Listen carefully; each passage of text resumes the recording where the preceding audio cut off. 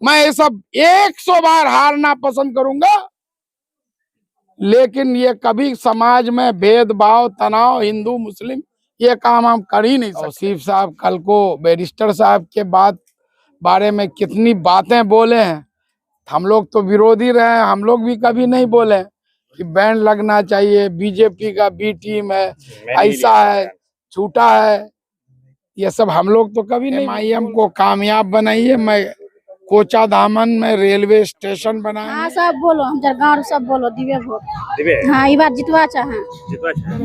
अमोर में अवेसी हॉस्पिटल बनाएंगे, AMU Kishanganj centre को फंड दिलाएंगे, सुरजापुरी मुस्लिम बिरादरी को केंद्र की OBC की सूची में शामिल कराएंगे। आप एक बेबाक पत्रकार है रमीज रजा साहब, मैं आपसे उम्मीद करता हूं कि आप उनसे मिल करके ये सवाल जरूर करेंगे कि आपने पिछले चुनाव में ये 5 वादे किए थे, इस पर क्या काम हुआ। एक बार भी 5 साल में कहीं बोले, आज फिर 5 साल बाद फिर बोलते हैं सीमांचल न्याय यात्रा। ऐसा विधायक मिलना बहुत मुश्किल है मास्टर साहब जैसा, क्योंकि हम लोग साथ हैं। बिल्कुल में सही माने में बिके होंगे। तौसीफ साहब सही है या कोचा धामन के विधायक? मैं तो ऐसा नहीं समझता हूं कि कोई भी विधायक, जबकि ये है कि पैसे में बिके होंगे। मास्टर साहब के लिए ये कहना चाहते हैं कि वो सबके लिए भलाई के लिए बहुत आगे है। रात हो या दिन हो या शाम हो, सुबह हो, कीचड़ हो, पानी हो, बरसात हो, हर जगह वो जाने के लिए कभी वो एतराज नहीं होता है ना। और बैरिस्टर साहब भी उनके खिलाफ 2020 में हर जगह बोले हैं कि आप 4 बार MLA रहे हैं, 2-4 काम गिना दीजिए, अब फिर उनके लिए वोट मांगेंगे। और जिनको आप जो है कल बोल रहे थे कि झूठा है, आज कहेंगे कि बहुत मुसलमानों का हमदर्द है, मसीहा। मास्टर साहब तो मतलब हम लोग को अच्छा नहीं था, हर बार वोट देते उसको, जीते नहीं जीते लेकिन हर बार वोट देते हैं मास्टर साहब। पार्टी तो गाली के लिए है ही।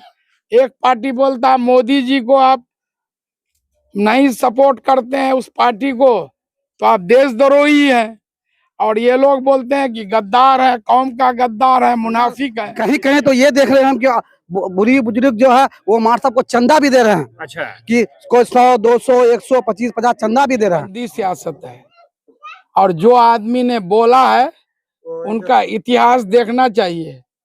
वो मर्डर रेप केस में आरोपी है, जेल गया है। इरा मार तो सबे को वाके देबे, सबे को कहां बोलो दे ती बोलो दादा हल्ला देखि की कहबे, दिरोज छे अपना दिरोज छे ना। हां दिरोज छे तुम ना वाके वोट तुम की बोलो लोकला बोलो तो मुझे मास्टर उठम। हां अच्छा, बोलो मेरा परिवार खूब बीमार था। ऐसा बीमार था कि मैं पटना लेके गए लॉकडाउन के टाइम में, तो पटना से मैं रिटर्न आ गया। फिर हमको बोला गांव का लोग कि रॉयल डीलर जो है वो बोला कि चलो मैं तुम्हारा पहल करता हूँ। मास्टर जी को फोन लगाया कि मेरा एक बंदा पटना में फंसा हुआ है, तुम उसको भर्ती कराओ। फिर मास्टर जी हमको भर्ती कराया वहाँ पे, तो उसका भतीजा भी दिशान बहुत कोशिश किया, अपने थ्रू से मेरे को भर्ती भी करवाया। 1 हफ्ता कम से कम सारा चीज दिया, पैसा टका, बोला कि तुम भर्ती करो, इलाज करो, मैं साथ दे रहा हूं। आज जो है जनसंपर्क अभियान में लगातार चल रहे हैं। मास्टर मुजाहिद आलम साहब हमारे साथ है और उनकी जो पूरी टीम है वो हमारे साथ है। हम बातचीत करेंगे, कई लोग हैं हमारे साथ, जानने का प्रयास करेंगे। आपका क्या नाम हुआ? मोहम्मद सादिर आलम। सादिर आलम साहब, क्या कहना चाहेंगे मास्टर मुजाहिद साहब? हम मास्टर साहब के लिए ये कहना चाहते हैं कि वो सबके लिए भलाई के लिए बहुत आगे है। रात हो या दिन हो या शाम हो, सुबह हो, कीचड़ हो, पानी हो, बरसात हो, हर जगह वो जाने के लिए कभी वो एतराज नहीं होता है ना, पीछे हटता है। ठीक है। उसके बाद हमारा क्या हुआ, एक बार गाड़ी चोरी हो गया था, घर से लेके चला गया था। मास्टर साहब नहीं था, पटना में था। तो एक मुंशी है सोहिल, आपको जानते होंगे शायद, वहाँ का है। बोला कि तुमको टाका लगेगा 25,000 अगर गाड़ी ढो लीजिएगा तो। मैंने ठीक है, हम मास्टर साहब से बात करेंगे, हमको ऐसे दिला देगा। बोले उसका दम है तो दिला दे। हमने ठीक है, कैसे नहीं दिलाएगा। हम फोन किए तो मास्टर बोला हम पटना में हैं, ठीक है आने दीजिए, हम आएंगे उसके बाद आना। जैसे पटना से आया तैसे गए घर पर।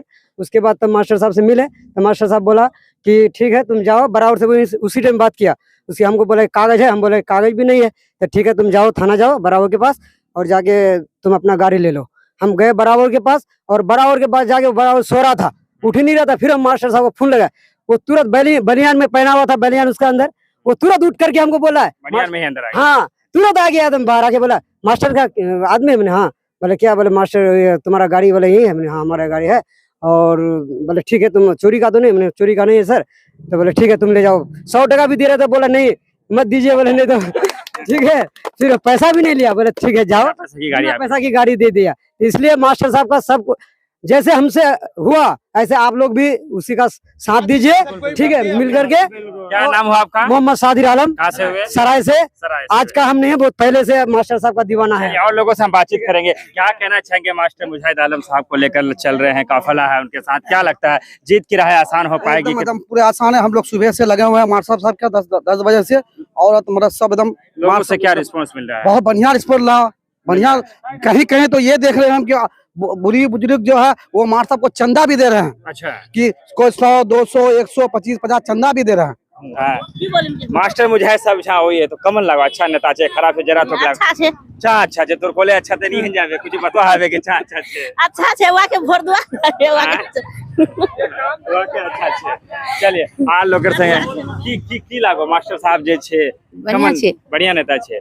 अगर इरा बार वा विधायक बोले तो कत्ते बार चलो ये वहां छोरा ला ई खेलल मैच खेलल तो वो वही वहां अगला बार से लोग हरन देल बाकी इना बार की लागो नहीं इडा मारतो दिबे सबे को वाके, इडा मारतो सबे को वाके दिबे सबे को कहां बोलो दे ती बोलो दादा हल्ला देखि की कहबे दिरोत छे अपना दिरोत छे ना। हां दिरोत छे तुम ना वाके भोट तुम की बोलो लोकला बोलो तो मुझे मास्टर उचितम। हां अच्छा बोलो लोकला तो सुनो ना। चला अलग अलग जगहों पर जा रहे हैं, लोगों से बातचीत कर रहे हैं, कई लोग जो है उनके साथ में है, हम लोगों से बातचीत कर रहे हैं और बात करना चाहेंगे। बहुत सारे लोग हैं जो हमसे हम बातचीत करेंगे। क्या कहना चाहेंगे मास्टर मुजाहिद आलम? मास्टर मुजाहिद आलम के बारे में यही कहना चाहता हूँ कि सबसे पहली बात आपकी दर्शकों को अस्सलाम वालेकुम। हम एक बार कोचाधामन ब्लॉक में था, जो हॉस्पिटल बना हुआ है, वहाँ पे हमारे चचेरी बहन को एडमिट किया था, ठीक है। वहाँ लाइट लगभग 10 बजे रात से गया हुआ था, 1 बज गया था। हम फोन किया मार साहब को, सारा वहाँ का स्टाफ को बोले नहीं लाइट नहीं आएगा, डीजल नहीं है। मार साहब को फोन किए, 2 मिनट के बाद तुरंत हमको बैक कॉल किया मार साहब जी। उसके बाद हमको बोला कि क्या प्रॉब्लम है। हम बोले सर देखिए हमारे यहाँ पे चचेरी बहन एडमिट किया हुआ है, लाइट नहीं है, सारे पेशेंट बहुत परेशान है। हाँ तो यहाँ कहता है तो डीजल नहीं है। फिर मार साहब फोन किया डीएम साहब को, तुरंत पुलिस का गाड़ी आया। उसके बाद पता नहीं कहाँ से डीजल का इंतजाम हुआ, 5 मिनट में लाइट आ गया। यहाँ पर आई है और लोगों से मिल रहे हैं। क्या लगता है जीत की राह है इस बार आसान? अगले बार वो हार गए थे, इस बार क्या उम्मीद लग रहा है? जी नहीं बहुत अच्छा है, इस बार मास्टर साहब का फील बहुत अच्छा है। देखिए हम लोग भी उसमें कोऑपरेट कर रहे हैं और पूरा उम्मीद है कि इंशाल्लाह उसको कामयाबी मिलेगा और हम लोग पूरा उसको सपोर्ट कर रहे हैं। क्यों सपोर्ट करते हैं उसको? अच्छा है, उसका फीडबैक अच्छा है, अच्छा नेता है, काम करने वाला नेता है, इस वजह से हम लोग उसका मतलब जो है दीवाने हैं, सपोर्ट करते हैं। चलिए आज शेर भी आया हुआ है किशनगंज सरजमीन पे, मुराद असदुद्दीन साहब, क्या इमाम को लेकर क्या सोच रखते हैं? अब देखिए मैं किसी का तो खिलाफ जाना नहीं चाहता हूँ, हर एतबार से अपने जगह पे सब कोई अपना सेफ है, लेकिन जिसका हम समर्थन है व्यक्तिगत तौर पर मास्टर साहब को जी पसंद करते हैं। जी चलिए बिल्कुल जी पसंद करते हैं मास्टर मुजाहिद को। पसंद करते हैं। जी जी चलिए क्या नाम क्या आपका? मेरा नाम नाहिद आलम। नाहिद आलम जी जी चलिए ठीक है, धन्यवाद। मुजाहिद आलम साहब जो है आपके घर तक आए हैं, गांव तक आए हैं और सामने में विधानसभा का चुनाव है। अगली दफा कोचाधामन वालों ने उन्हें हरा दिया था, इस बार क्या लगता है क्या होगा इस बार? इस बार बिल्कुल एकदम मास्टर साहब है। बिल्कुल मास्टर साहब है। जी जी जी क्या पसंद करते हैं मास्टर? बिल्कुल शुरू से भी पसंद कर रहे हैं हम लोग। जो पसंद करते हैं। ऐसा विधायक मिलना बहुत मुश्किल है मास्टर साहब जैसा, क्योंकि हम लोग साथ हैं आप लोग साथ हैं। बिल्कुल। लेकिन लोग कहते हैं कि इस बार भी मुश्किल है, बहुत लोग हम जब बात नहीं नहीं वो तो बोलने वाली बात है, अच्छा फील्ड में देखिएगा ना मास्टर साहब का वोट चुप है। अच्छा जो ही समय आता जाएगा उसके बाद वोट बढ़ता चला जाएगा। अच्छा कभी मास्टर साहब से मुलाकात करने का मौका मिला? कैसे बहुत बार। कैसे आदमी है, व्यवहार कैसे? बहुत बेहतरीन आदमी है मास्टर साहब, क्योंकि हर बार हम लोग बराबर मिलते हैं उनसे। चलिए हम कुछ महिलाएं हैं उनसे कुछ कह पाएंगे। मास्टर मुजाहिद आलम साहब जो कि पहले विधायक हुआ करते थे आपका, इस बार नहीं है तो चुनाव में आएंगे, क्या लगता है इस बार? अच्छा लगता है हम लोग को। अच्छा लगता है? अच्छा लगता है। कैसा नेता मानते हैं नहीं हम लोग तो मास्टर साहब अच्छा नेता था। उसको? तो वोट दीजिएगा ना, खाली अच्छा बोलेगा? देंगे वोट उसको, दीजिएगा? दीजिएगा, देंगे उसको वोट देंगे। देंगे। मास्टर साहब तो मतलब हम लोग को अच्छा नेता, हर बार वोट देते हैं उसको, जीते नहीं जीते लेकिन हर बार वोट देते हैं मास्टर साहब को, अच्छा नेता देख करके। जीते ना जीते फिर भी वोट हाँ देंगे। फिर वोट देंगे उसको। चलिए, क्या नाम है आपका? असद फिलहाल उपस्थित हुई है, पहले विधायक रहे, इधर बार हारे गए, तो फिर वहाँ विधायक दोसवा चाचे की लागो माने दुमो भोट दुगो भोट। हाँ कमन नेता छे वहाँ लोग के सुनी बढ़िया छे। बढ़िया छे। हाँ हाँ ते लोकला बोलो कि वहाँ गिरा बार वोट उठो। हाँ सब बोलो, हम जर गाँव सब बोलो दिवे भोट। दिवे हाँ ई बार जितवा चाहे। जितवा छे। हाँ। की नाम हल तो? पूजा देवी। पूजा देवी। चल जनसंपर्क अभियान के तहत लगातार पूर्व विधायक कोचाधवन मास्टर मुजाहिद आलम साहब जो है लगातार कोचाधवन के विभिन्न जगहों में जा रहे हैं और आज भी उनका दौरा है। आए हुए लोगों से हमने बातचीत करेंगे और उसके बाद हम जानने का प्रयास करेंगे। आज भी आप लोगों से मिल रहे हैं, क्या कुछ कहना चाहेंगे इसको लेकर के? लगातार जनता ही मालिक है और जनता ही मेरा परिवार है। उनका सुख दुख ही मेरा सुख दुख है। मेरा सब फैसला जनता के द्वारा होता है। जनता से आवाज आई कि ये पार्टी छोड़ दीजिए, आप निर्दलीय भी आएगा, लोकसभा में आते तो आपको हम लोग जिता देते। हम लोग आपको चाहते हैं लेकिन ये पार्टी बीजेपी से गठबंधन है, इसीलिए मजबूर होकर के वोट नहीं दिए। जनता की आवाज पर वक्फ संशोधन कानून के खिलाफ पार्टी से हमारी ना इत्तेफाकी हुई। पार्टी के राय से मैं सुप्रीम कोर्ट में केस भी दायर किया और गहन मतदाता सूची पुनरीक्षण पर भी केस दायर किया और फिर 3 महीने जनता के बीच जा करके उनकी राय ली और अधिकांश लोगों की राय थी कि आपको महागठबंधन में आना है और बीजेपी को हराना है, उनकी सरकार हटाना है, महागठबंधन की सरकार लाना है। क्योंकि ये सरकार 2014 में जब से आई है तरह तरह का कानून लेकर आ रही है और जिससे एक कम्युनिटी को बहुत परेशानी हो रही है। तो इसीलिए मैंने राष्ट्रीय जनता दल जो महागठबंधन का बड़ा घटक दल है वो ज्वाइन किया और बाकी जो झूठे वादे जो है करके इलेक्शन जीतते हैं, जरा बैरिस्टर असदुद्दीन अवैसी साहब उनकी मैं इज्जत करता हूँ, बड़े लीडर हैं, बेबाक लीडर हैं, सब सही है।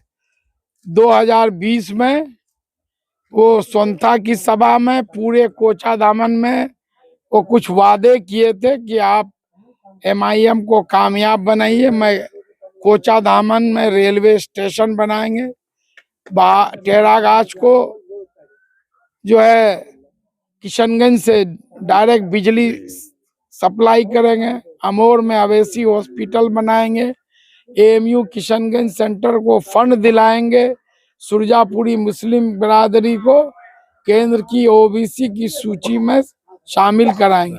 ये जितना भी काम है वो केंद्र सरकार से ताल्लुक, ये खुद बैरिस्टर साहब बोले थे, उनके विधायक लोग नहीं बोले थे। विधायक लोगों से हम लोग नहीं बोल सकते हैं। विधायक लोगों से आप लोग बात करते हैं तो वो लोग तो यही कहते हैं कि हम लोग ये वादा नहीं किए थे।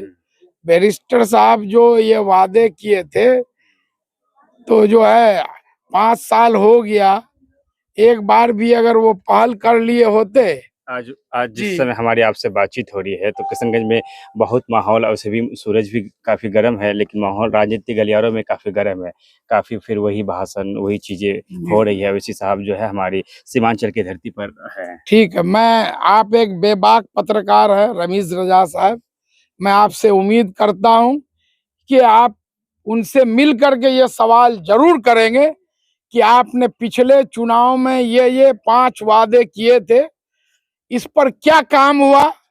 एक बार भी 5 साल में कहीं बोले? आज फिर 5 साल बाद फिर बोलते हैं सीमांचल न्याय यात्रा। तो कैसे सीमांचल के साथ न्याय होगा आप बताइए?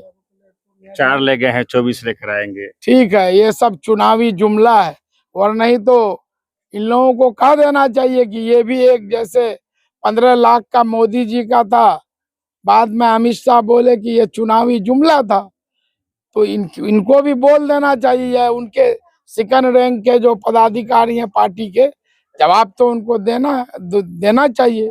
देना पड़ेगा। एक सवाल है हमारे साहब कि बहादुरगंज के पूर्व विधायक तौसीफ आलम कहते हैं कि ये लोग जो गए थे 6 करोड़ रुपया में डील हुआ था और एक बिक गए थे, लेकिन वहीं पर कोचाधामन प्रतिनिधि का कहना है कि तौसीफ आलम साहब अननकल बयानबाजी बंद करें। तो ऐसे में मास्टर साहब क्या सही मानते हैं? 6 करोड़ में सही माने में बिके होंगे, तौसीफ साहब सही है या कोचाधामन के विधायक प्रतिनिधि सही है?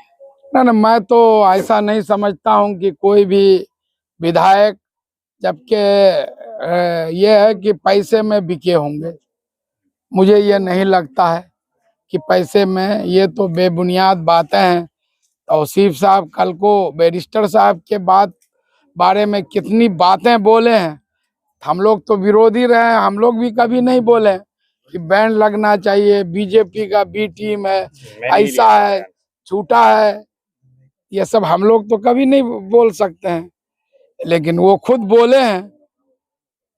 और बैरिस्टर साहब भी उनके खिलाफ 2020 में हर जगह बोले हैं कि आप 4 बार एमएलए रहे हैं, 2-4 काम गिना दीजिए।